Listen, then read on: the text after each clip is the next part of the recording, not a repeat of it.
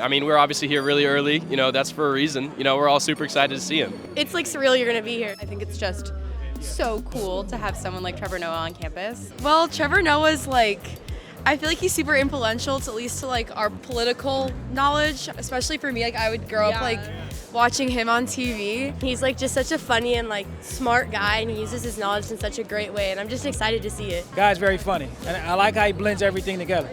It's amazing. This is my first and only Ubben Lecture. It's also incredible that it's the last one, and I get to be the person to introduce the last guest speakers. Now, everyone, please help me in welcoming to the stage Trevor Noah.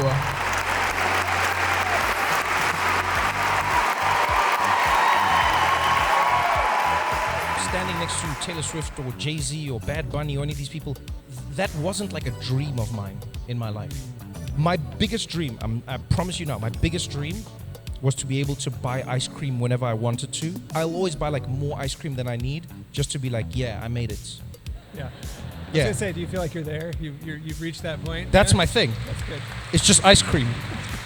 So it was a very important part of the DePauw experience to be able to meet these world leaders and get to be so close to them, listen to their perspective. It just made us feel important, what we thought mattered, what we were doing at school mattered. The Ubben Lecture was maybe one of the reasons I came to DePauw. On our visits in the admissions building, they have these banners of all the past Ubben Lectures, and they showed cool people like Malala and Spike Lee, Bill Clinton, Margaret Thatcher.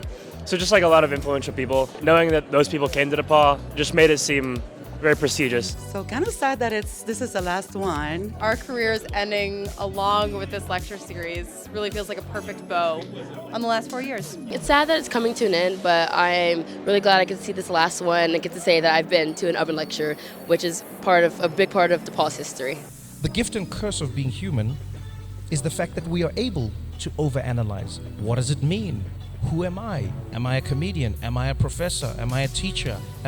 We can do that ad nauseum. We can do it forever and ever, and we can do it so much that we don't move.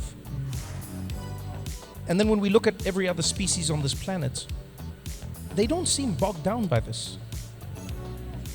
A dolphin doesn't seem to worry about why it doesn't have pants. Can I just say from my side, a thousand thanks to all of you. Thank you so much, Sharon, for having us. For creating this, for inspiring this. And I'll tell you, to every young person who's in here, I'm going to try and say this in a way that doesn't make me sound old. Especially in the world we're living in right now, it can seem like there is nothing waiting for you on the other side. You're living in a world where AI seems to be gobbling up every job, economies seem to be contracting, the promise of home ownership doesn't seem to be achieved. All of these things are happening. One of the biggest things I wish more people spent more time explaining to me when I was young was the future that I thought was defined for me was actually just built by other young people who had come before me.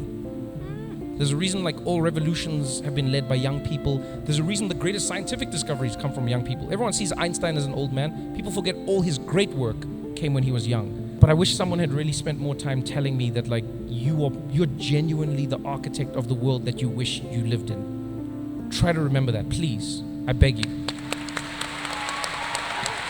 Love that.